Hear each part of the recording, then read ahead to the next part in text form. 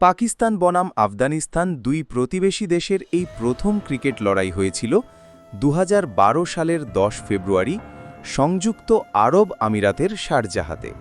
এটি ছিল আফগানিস্তানের ইতিহাসের এক বিশেষ মুহূর্ত, কারণ এই ম্যাচেই তারা প্রথমবারের মতো কোনো টেস্ট খেলুড়ে দেশ পাকিস্তানের বিপক্ষে ওয়ানডে খেলতে নেমেছিল। আফগানিস্তান টস জিতে ব্যাট করতে নামে। শুরুটা ছিল দারুণ, তবে পাকিস্তানের বোলিং আক্রমণের সামনে তারা শেষ পর্যন্ত ১৯৫ রানে অল আউট হয়ে যায়।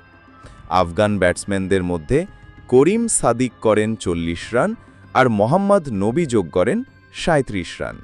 জবাবে পাকিস্তানের অভিজ্ঞ ব্যাটসম্যানরা দেখান ক্লাস। ইমরান ফারহাদ করেন ৫২ রান এবং ইউনুস খান অপরাজিত ৭০ রান করে ম্যাচ জেতান। পাকিস্তান মাত্র ৩ উইকেট হারিয়ে ৩৭ ওভারেই লক্ষ্য পূরণ করে নেয়। তবে আসল নায়ক ছিলেন শহীদ আফ্রিদি।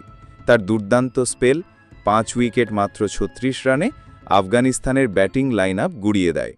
তিনি হন ম্যাচ সেরা। এই ম্যাচ শুধু একটি খেলা ছিল না, বরং আফগানিস্তানের ক্রিকেটের জন্য ঐতিহাসিক সূচনা।